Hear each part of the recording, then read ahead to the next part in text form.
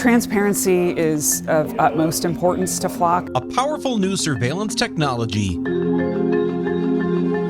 I already told you what I had to tell you. Some police departments don't want to talk about. This is the end of this interview. This week on Open Record, secrecy versus transparency. They're not concealed. They're not hidden cameras. We got nothing to hide. As we shine a light on the eyes of government.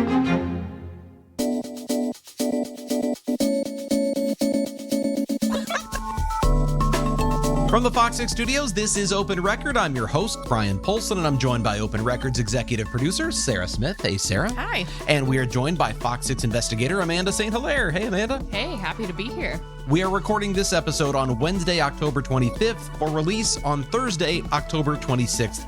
And this week, we are once again talking about flock cameras. It is one specific brand of license plate reading cameras that are quickly spreading across the country and here in Wisconsin. They are lining public roads and highways and tracking the daily movements of millions of Americans. And this time we've talked about this a couple of months ago, actually. We sat in this room and talked about flock cameras at length. Got a lot of questions from viewers. And one of the common questions I was getting was, is there somewhere I can go to just see a map of these things?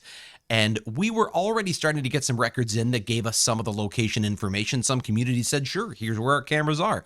We have nothing to hide.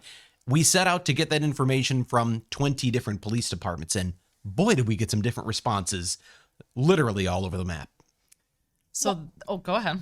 No, after you. I was just going to say, this all starts, so the name of the podcast, Open Record. This all starts with Open Records. Yeah. So what kind of what were you asking for? What were you looking for? What did you want to know? So this goes all the way back to April when we first filed these Open Records requests. And Amanda, we were looking at this because we were getting, and we talked about this last time, we were getting a lot of sort of story pitches from a PR person for Flock saying, hey, look, there's been this crime solved in your community. Do you want to do a story?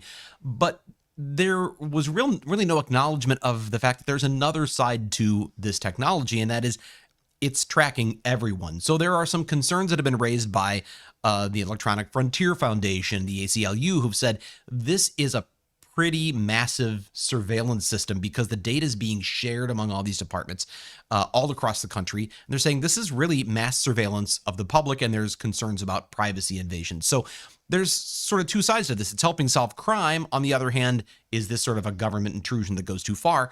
We wanted to look at that. So it started with the Open Records requests, and we sent requests to 20 police departments. Now, at the time, I had no idea what police were saying about this, what the sort of sales pitch was like. So we asked for emails, and that was a pretty massive undertaking because some of these departments ended up sending me hundreds or thousands of emails that had been going on for years as they built up toward getting this. But one of the other things, one out of several things we asked for was locations of your flock cameras.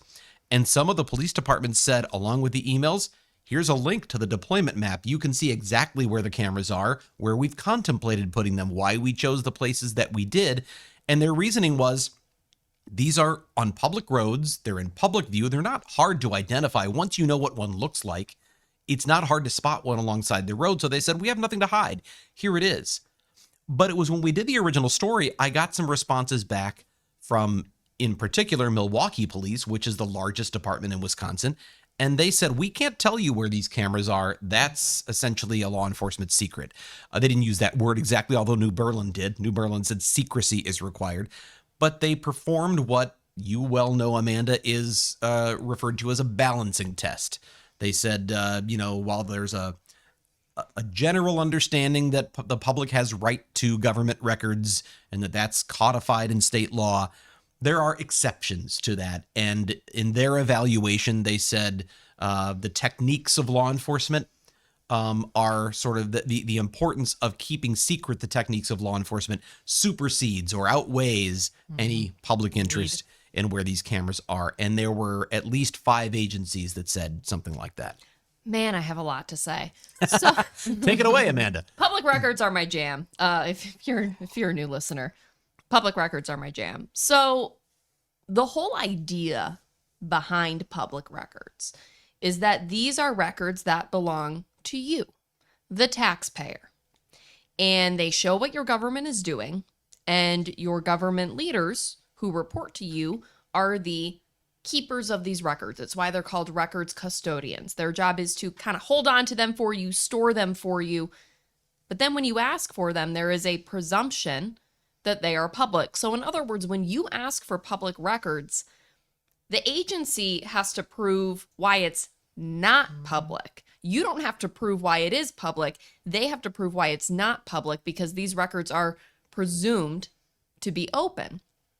And one of the most interesting responses I tend to get, and it comes from law enforcement agency, is this argument around security. And certainly there are times when that is true, right? Like the identity of an undercover detective. Absolutely. Right? Like when you do the quote balancing test, the interest in knowing who that person is, kind of hard to make the argument that that outweighs the interest in keeping that secret. But as Tom Kamenik, the open records attorney you spoke to, said, this isn't something where you just get to go, security, check, here. Like if they're police, anything can fall under the idea of security. Yeah. So it can't be this theory that security will be compromised. They have to actually show, no, we're basing this on something, not just our inclination of where this is. So you have this camera system that was sold to the public on transparency, right? You have, when police went to their governing bodies for approval, and their governing bodies are full of people who report to you, the taxpayer. We'll talk more about this element, by the way, but continue. Yeah. So and you look through those public meetings, they're sold to the public based on transparency. We understand the concerns about surveillance, but look how transparent we are. This is why you really should have no concern, because of how transparent we are. You have these records that are presumed to belong to you, the taxpayer. And then over here, you have certain police departments, want to give credit to the ones who turned it over, but then you have certain police departments who are saying, yeah, this system sold to you on transparency with these records that belong to you. We're not going to show them to you. And that's why this story is such a big deal. That's why I literally cleared my schedule to be on this episode recording today, because the pursuit of these records, it's not just about the camera locations. It's about the information that you have access to, especially when it comes to something you are paying for that is surveilling you. Well, and I want to bring up a couple of points or highlight a couple of things you talked about there, because one is, you said they were sold to the public on the idea of transparency. And in some community, we know that that's what the vendor, that's what FOX says. They say one of their key selling points is, we are transparent. We want the public to know how this works, and we want them to know everything about the technology. They've even created something we haven't talked about on the air, something called a transparency portal that is voluntary. It is optional, and every community that has FOX technology has the option of creating a public transparency portal where the public can see how many cameras are there, how many plate reads have there been, who's accessing this, what departments are sharing this information with your agency. I don't know of a single department in Wisconsin right now that has told me they're using the public transparency portal. I haven't asked all of them, but the ones I have asked looked at me like I spoke Martian. They didn't know what it even was. They certainly aren't using it. So the idea of transparency on the front end is something FOX is saying. But when you say it was sold to the public, I think this is really key, because in many of these situations, many of these communities, there is no public discussion, or there is very minimal public discussion. Maybe this comes up in a police budget, in a public safety meeting, and the handful of people on that committee has some advanced knowledge that there might be this project, and they talk about it for a minute and a half. And somebody goes, so you're not doing anything that's going to violate our privacy? Okay, great. Boom, rubber stamp, and it's in. In a couple of communities, there's been a little more robust discussion. One of them we talked about in this story that you saw, if you watch this one, is Economawalk, where they're looking at adding 4 cameras. Not nearly as many as some other communities, but for Economawalk, it's not as big of a place. And they just said, we'd like a few of these. They had a fairly robust public meeting where there were a lot of questions asked. And one alderman in particular said, man, I'm pro-police. I support the police, but I don't trust necessarily the State Department of Justice or federal officials or what might happen in the future. And he said, I'd really like to know more about how these are being used, where they're going to be placed, and what are the limitations on how this is going to be used. They actually held off on buying the cameras temporarily so they could hold a public information session. And Flock came and only 9 people showed up. But there was an opportunity. How well it was advertised, I think, is maybe a question. But there was an opportunity to have a public discussion. In Milwaukee, there has been no public discussion of these other than what we've put on the air. Yeah. There have been no public meetings. There have been no public safety committee discussions. It hasn't come up. So when you say how it was sold to the public, it wasn't really sold to the public at all. Most people wouldn't even know it exists were it not for our stories. And that's why we do this, right? So this isn't Brian Polson saying Flock is bad, or Brian Polson pointing to the location saying, can you believe there are this many cameras here? This is about your right to know.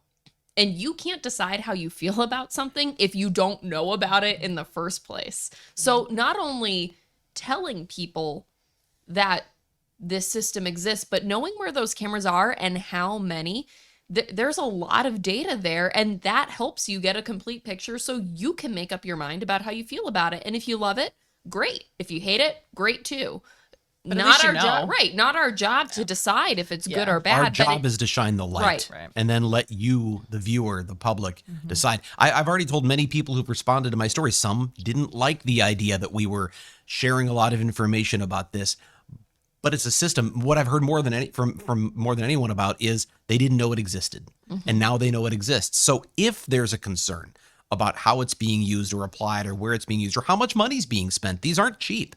It's not a one-time purchase, and I think that's a key thing too. This is an annual line item. So if you have 10 cameras in your community at $3,000 a pop, that's a $30,000 line item for the police department that will never go away, and prices will only increase. So over time, it will get more expensive. And if they say, well, 10's not enough, we need 20, we need 50, we need 100. Milwaukee Police, in one of the emails I got, the chief said he'd like to have 150. That is expensive. So should the public be part of that conversation? That's certainly something we think that you at least ought to be aware of it. So you get these denials. What do you do next?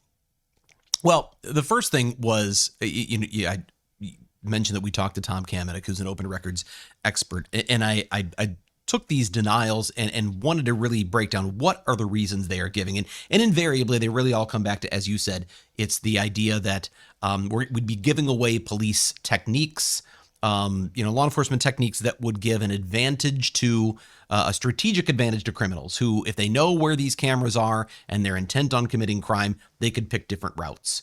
And they could therefore avoid them. Or, as Milwaukee police later told us, although they didn't say this in their open records denial, there's concerns about vandalism. Maybe they would know where the cameras are and they'll just shoot at them because why not? What Tom Kamenik pointed out in our interview, though, is they didn't demonstrate that they have any evidence this has happened anywhere else. We know that there are communities that have released these camera locations, and the cameras are visible. They're not hard to see. Once you know what to look for, you can see them all over the place. And I've had people tell me, well, now that I know what they look, I've got one in my neighborhood. There's no evidence that anyone's been shooting out these cameras or that someone has committed a crime and they find out later they intentionally took a route to avoid one of these cameras. So there's been no demonstration. So one of the things I wanted to do with these denials was go back to each department and say, okay, let's talk about why you denied this. And do you have any proof, any evidence you can present that this is actually a harm that will occur? Because if they do, that's something we need to let the public know about. Right. That's how you get a fair story. It is also important to that balancing test evaluation. If they can demonstrate that, in fact, there is a real harm that could be caused, then that can be weighed against the public's right to know this information. But to just wildly speculate, hey, we'd prefer not to give them out because we are afraid this might happen, that's not how the law works. The law assumes it's open unless you can prove something else. But the idea was we wanted to ask about these denials. Why don't you want the public to know? In particular, because your neighbors are saying it's fine. Here you go. Here's a map. Here's everything we can tell you about our cameras. So what is it in your community that makes the security issue so much more important than the neighboring community? And those are questions that I wanted to ask in an interview. So I reached out to all 5 of the departments that said no, and I simply asked for an interview about the open records denial and about flock cameras in their community. Every department said no. We're not going to talk about this. These are public officials. The police chiefs have a role that is high profile, and they do answer to you, the members of the public, the taxpayer. So What did the police departments, though, that said yes and gave you the records, did they say anything else besides like, nope, here you go? Like, did they have any reasoning of why they were very forthcoming with the information? I will say that there are some that were initially reluctant, and West Allis was one of them. They actually initially denied us. I responded and explained that these have been sold on the idea of transparency. Some of your neighbors have given us these cameras, and actually West Allis came around and did an interview, and they said, while we probably would prefer the less information out there, the better, we recognize that there's nothing to hide. These are not hidden cameras. These are visible. They're in the public space. And quite honestly, if criminals know that these cameras exist in our community, then maybe they're less likely to come here and commit crime. It has a deterrent effect. So that's one of the things I heard from those is there's a deterrent effect. Grafton has cameras that are stationed around a shopping center that gets a lot of retail theft. And they said, we want the potential criminals to know these cameras are here because it's going to make it harder for you to get away with the crime you might be planning to commit. So there is a deterrent effect. But I wanted to ask some of these questions. Milwaukee certainly is a unique case. A lot more population density, a lot more violent crime. Maybe their strategies are a little bit different. Maybe they could articulate some points that would explain why they believe the public shouldn't know where these cameras are. But I think they at least owe it to our viewers to give us that explanation. Maybe they don't have to give us the records, but sit down and tell us why. And we tried to do that, made multiple requests for interviews. They said, ultimately, we're not required to do an interview. Here's a statement. And I decided that I wasn't satisfied with that. I wanted to go talk to the police chief in person. Actually, I had put out an email internally. You guys know this. I said, look, if anybody knows where the police chief's going to be, if he's going to be in a public meeting, that's ideal because it's a public meeting. We're welcome to come with a camera. I can just ask him some questions there. He wasn't scheduled to be in any public meeting, so I just put the word out. If anybody knows in the course of your work where the chief's going to be, let me know. And I got word instead that Milwaukee police were in fact coming to FOX 6 News. They were literally coming to our own building after not denying me access to anyone for an interview. And while the chief didn't come to FOX 6, the public information officer for the department did. And he's the one that I communicate with anyway. He's the point person for communications. I mean, his title is Public Information Officer, so he works with the media. And he was in our parking lot, and I attempted to talk to him with a photographer, and he walked away. And I tried to ask more questions, and he continually walked away. And if you watch the story, you'll see he literally walked right up the ramp into FOX 6 News to avoid my questions.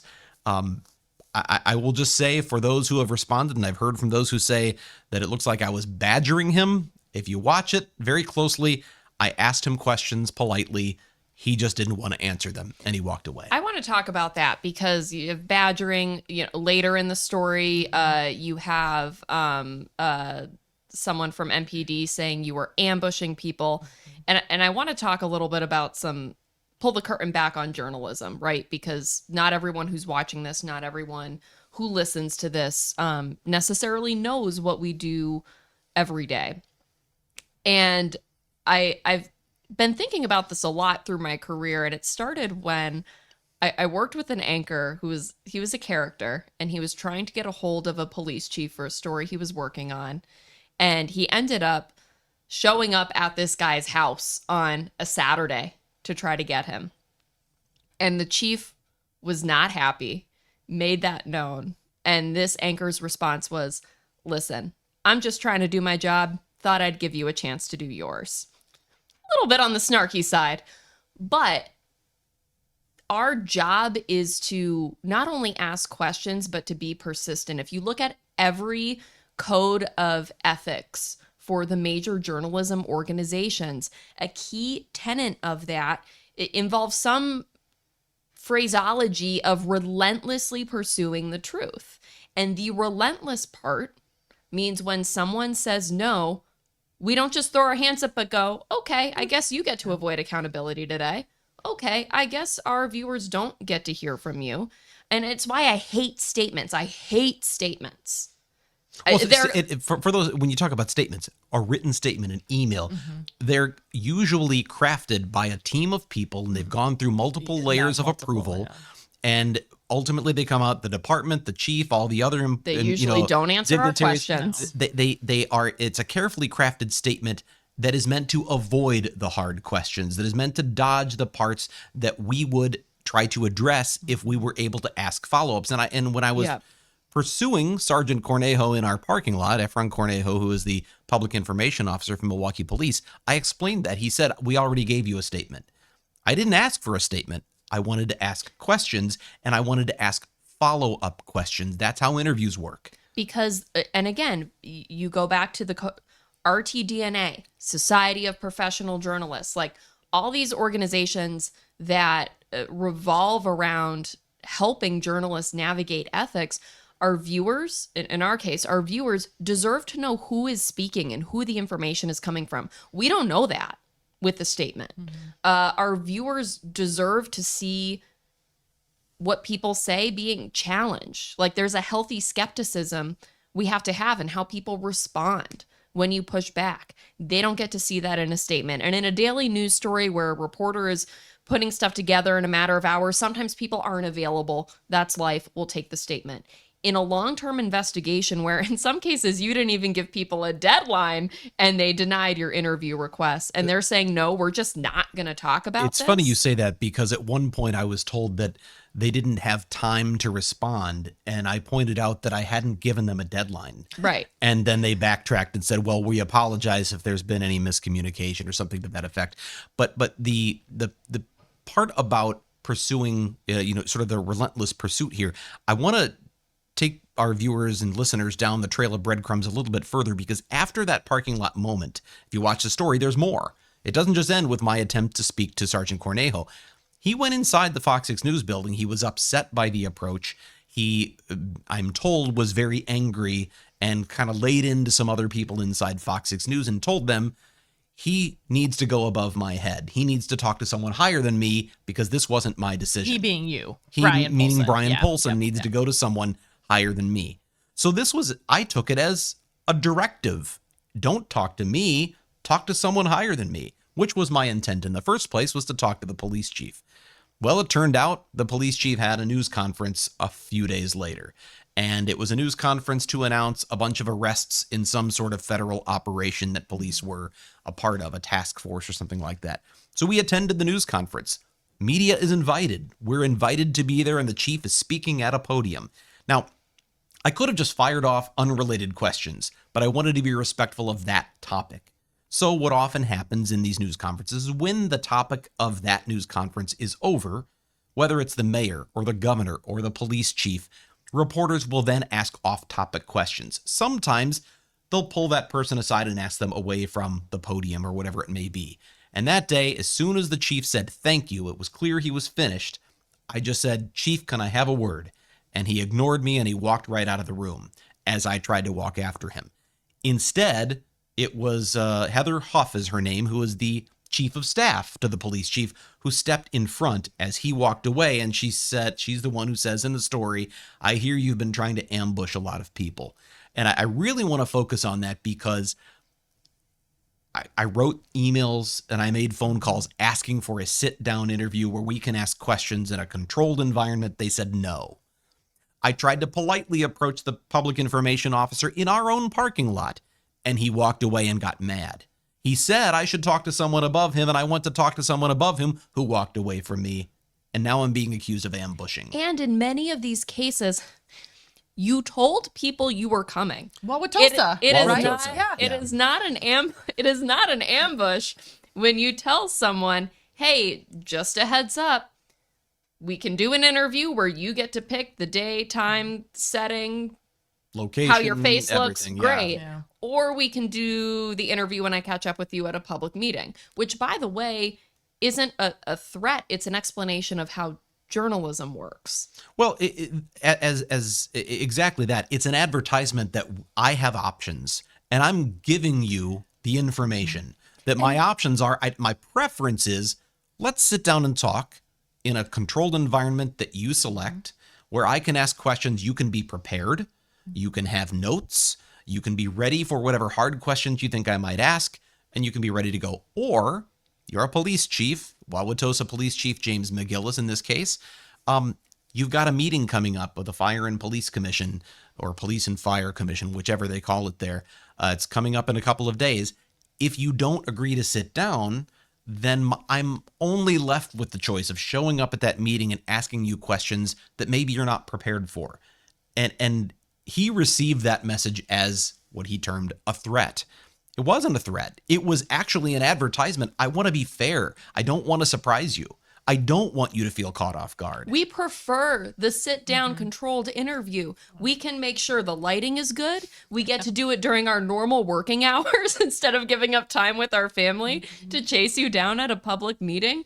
We don't like unscheduled interviews. They're not fun. The term ambush interview does go back to a time in journalism when there's certainly a look. It can look like you're really being tough and you're holding people accountable, but it can also be very unfair. If you've not given someone a chance and a heads up to do a sit-down interview, you've not requested an interview and told them what the topic was or the subject matter.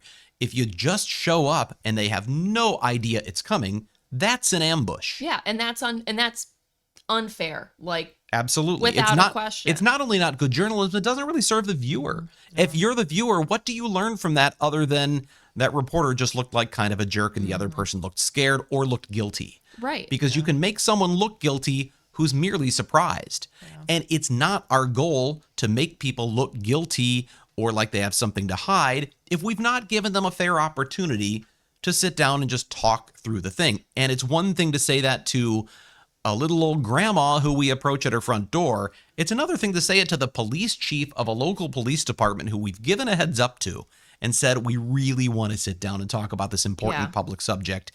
And if you don't, my only option will be to show up at a meeting. And that's the thing. If we're showing up with the camera and the microphone and sticking that microphone in your face, it's because it's our last option, but it also serves a purpose because I have found out things I would not know otherwise by showing up. I have gotten the interview, and in this case, you got your persistence. The results actually here speak for themselves. Yeah, got you information. Now, sometimes the person clams up and they don't talk, but then that's still valuable to the viewer because they get to see how that public leader reacted. So when someone responds as one of the responses you got in this case, we're not obligated to talk to you. I think that was MPD. Yeah, so we're not required to do interviews, right? You know, my response to that is cool.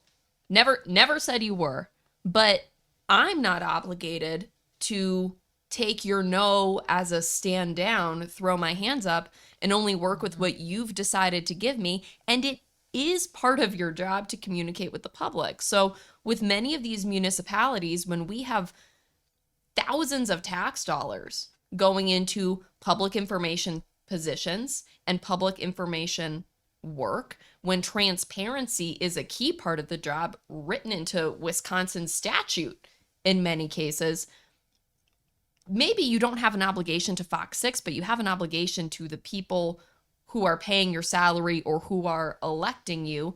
And we're the people who are advocating for those people. Well, let me add one thing here because I talked about it getting results. We did end up sitting down and doing an interview with the Assistant Chief of Police, Paul Formolo. And there are some things we included in our story from his answers that I think are actually very helpful to you, the viewer. They help you understand the police department's position, their reasoning for their position, and whether or not you think these flock cameras should be, you should know where they are, or you think police should be able to keep that stuff a secret for whatever security reasons they articulate. You have a better understanding of why and a better chance to evaluate if you agree or not once you hear those answers. Right. And in this case, it was that persistence, what some have termed badgering or an ambush, that in fact led to the sit-down interview, which gets you all those answers. Now, had Milwaukee police done that interview in the first place, we would have had those same answers. We ultimately got to them, But the only reason we did was because we were persistent. If they had done the interview in the first place, they would have had those same answers, and you would have had a story that was shorter by about shorter 2 minutes. Absolutely. Right. So Sarah would know that script because because we have to show the process, right? That's what I'm saying. You can't just show the part where you can't give when it takes unscheduled interviews to get to the sit down, and then that sit down is constantly interrupted. You can't make it's actually unethical to make that department look like it's on the same level as everyone else who said, sure, we'll talk to you, right? And I so think we have to show it's showing our work, like your math, whatever, fourth grade teacher, right? And math, show your work. We have to show our work. I answered a viewer just this morning with that very explanation. He said he was the one who used the term badgering. And I said, what you term badgering, I would refer to instead as accountability. And it's one thing to tell the viewers that someone dodged our questions. It's another thing to show the lengths they went to dodge our questions and then ultimately agreed. And I think there is something that says, it tells you, the viewer, that this was really something they didn't want to talk about. They ultimately did. And I think we got some better context for viewers as to how Milwaukee police are using this technology and why they view it the way they do. I think that's useful no matter how you feel about flock cameras. Yeah. And if you're not a little bit annoying, you're probably not a very good journalist. So I must be a fantastic journalist. So same. Honestly, same. But so it's like badgering and ambush and all that stuff. Sure, we can all agree in this story, Brian was annoying. That was your job. And if you're not annoying in this case, then we're not, what's the saying? Journalists are supposed to comfort the afflicted and afflict the comfortable. Mm-hmm. That's exactly what that is. I would say this to someone, flip it around. If you're a police officer, there's a lot of people you encounter. You're just doing your job, but they're not going to like the way you do your job. But it's your job, and this was mine. And I don't apologize for the way we approached it. I think we did a service to our viewers.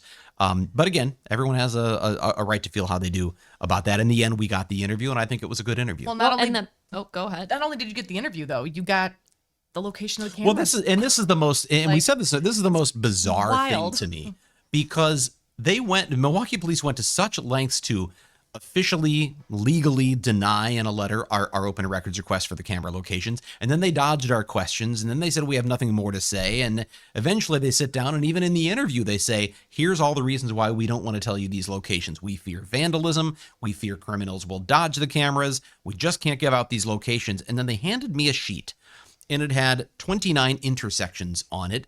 And I was told by the chief of staff of the police department that these were general locations where flock cameras are. And I tried to get more. I said, what do you mean general locations? Are these like, these intersections represent the neighborhoods where they might be? What do you mean? And they didn't really say more. So what did we do? Of course, we drove to the intersections. Mm-hmm. And within 1 or 2 blocks of each and every one of these intersections, flock cameras aren't hard to spot. They're about 10 feet up, roughly, maybe 10 to 12 feet up. And they have a square solar panel, and the cameras all look the same. And, well, there's one. And pretty soon we had all 29 flock cameras. So they tell us they have 29 that are installed. We found 29 of them. Now we have the locations. Why did they give that to us? I asked, did you mean to? Because you told us you couldn't. Yeah. And then you gave us a list, and we found all of them. And their only response was, the information you were given was intended to be given to you. We have nothing further to add. It's one of the more bizarre things I've encountered in my career. After all that fighting, they gave us the locations anyway.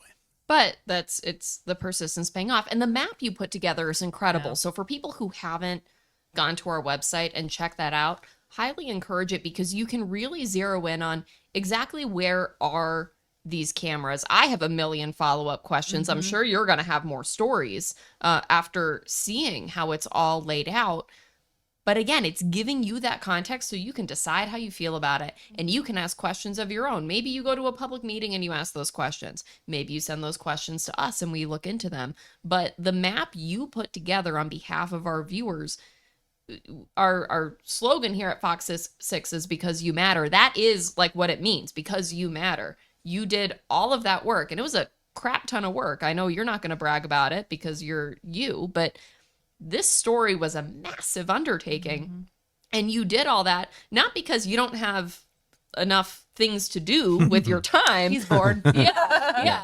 just for funsies. Yeah. No, you did it on behalf of our viewers so they could see that and they could have a little more of a complete picture of something that's happening in their community and something that affects them, every single one. And I don't want to seem as though I'm being hyperbolic here. I don't want to seem like I'm overselling this. I do believe one of the reasons I've spent so much time on this story is there is a tension between two really powerful things. This is a really potentially great tool for law enforcement to solve crime, both on the front end to get alerts to stolen or wanted cars, missing people, Amber Alerts. There's a lot of potential. And in the detective work after the fact by looking for a car that's been spotted near the scene of a crime or leaving the scene of a crime and seeing, do we know which way they went, or were they in a certain area, or can we get a license plate number? On the other hand, it also has great potential for misuse and abuse because we already know that today there are more than 40,000 of these cameras across the country, and they're all collecting data 24 hours a day, 7 days a week into a centralized database that can be searched from anywhere. So we know that this is a massive government surveillance network. It's powerful in terms of what it can do for good, but it also has great potential for harm. And we don't really know right now if there is any oversight of this. Police departments promise they are policing themselves. They say we have, audits that we can do or that we do routinely to see if this is being used appropriately. We already know of one case in Kansas where it was abused and a police officer used it to stalk his estranged wife. He was caught, he was charged, and FOX says that's evidence that their audit system works. But we don't know how many times it hasn't been caught, and we don't know what could be done with this in the future. I thought it was really fascinating that the Oconomowoc alderman who we talked to, who spoke very highly of his support for law enforcement in general, but his suspicion of state and federal officials. We've heard a lot about the ACLU and others from maybe a more, what people might say is a more liberal point of view, being concerned about illegal search and seizure, that this might be the government intrusion into people's privacy and ultimately constitute a search. Don't know if that's going to be established in law at some point or not. But on the other end, this alderman said he was concerned about what if you have an overzealous government official. He gave the example, in his view, what if Tony Evers issues another stay-at-home order? And what if these cameras are used to find out who's not staying at home? He said, I'm concerned that our residents could be targeted in a way that we don't envision today, but that we might not support tomorrow. And I think that's why this story is so important.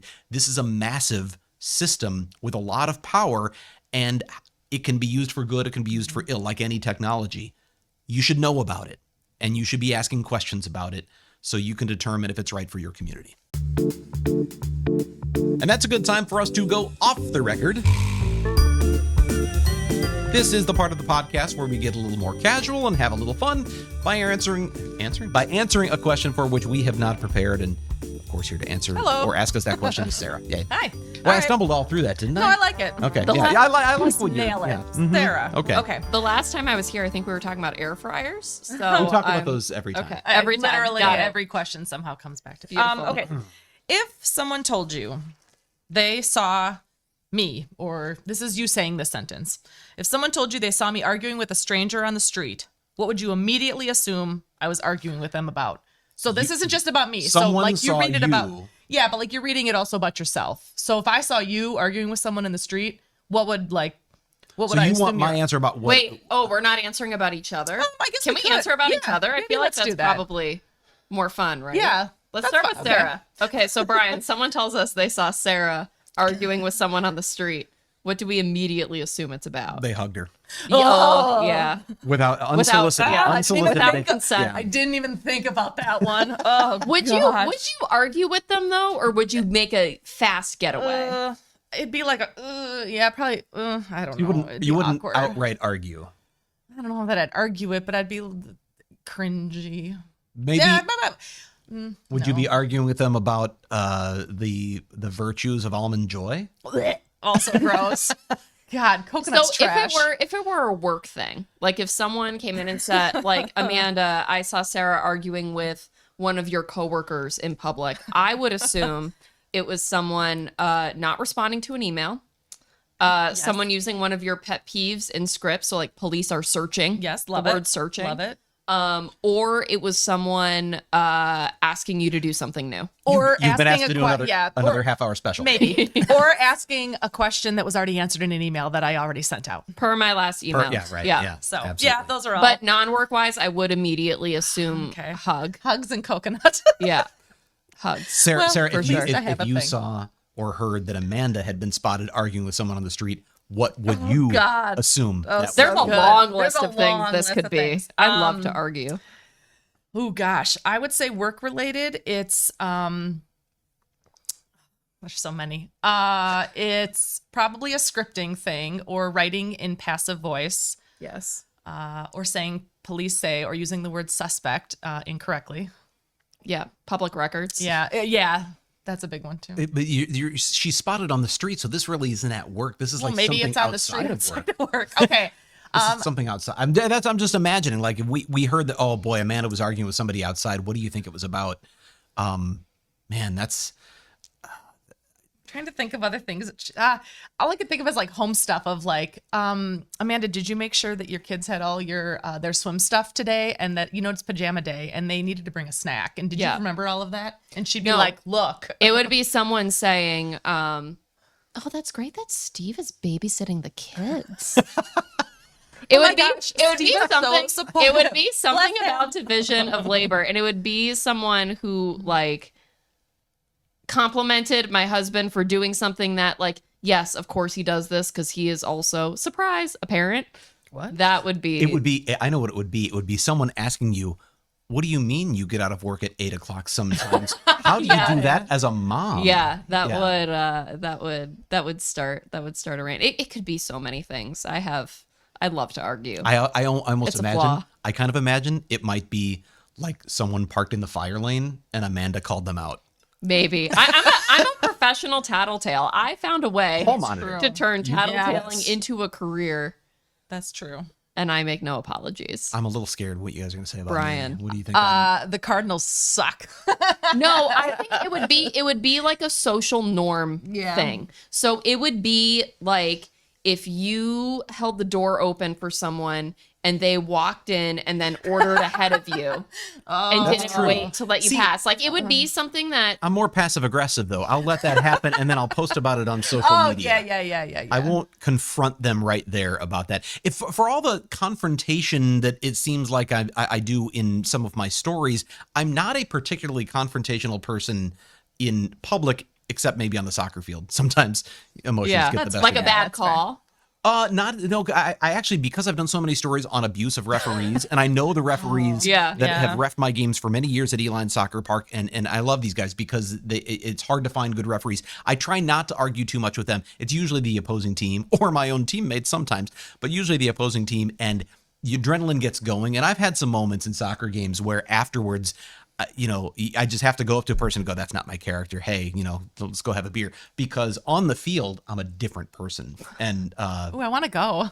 sometimes, yeah, sometimes it's, there have been a couple of times I've left soccer games and thought, man, maybe there's something underneath going on right now. Is there something at home? Because that's out of my therapy. character. Yeah. See, and maybe it's because I have no problem with conflict. So it comes out more in the little ways. And so for those other things, I'm much more, I'm bad at sports, but like I'm much more mild-mannered in those things. I think maybe because it comes out in those smaller ways. You know what maybe we're just two ends of the same coin. You know what I'm having trouble with? What? Imagining Kale arguing with anyone.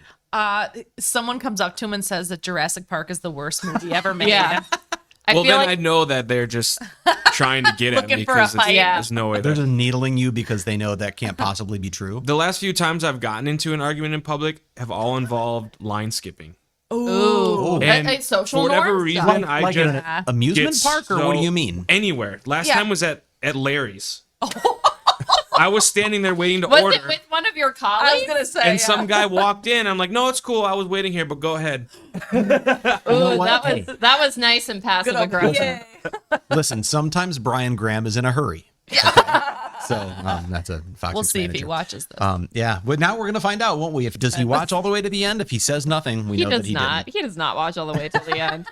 I'm sure. I'm just going I'm to tell sure he you doesn't. right now. Well, anyway, so we know that I would be arguing with people on the soccer field. You would be arguing over, handicap parking spaces or something, and you'd be arguing over Almond Joys. It's a justice issue, Brian. Yeah, right. Mine too. If you have a topic you would like us to discuss on Open Record or an issue you think we should investigate for Fox 6 News, send us an email to fox6investigators@fox.com. Sarah, Amanda, thank you for being on. I know you had to set some things aside to make this one, so thank you, Amanda, for being here. Wouldn't miss it. As always, thank you to the people who make this podcast possible, including our executive producer, Sarah Smith, our editor, Dave Machuda, and our chief photographer, manning the video switcher, Kale Zimney. With that, I'm Brian Polson. We'll be back next week.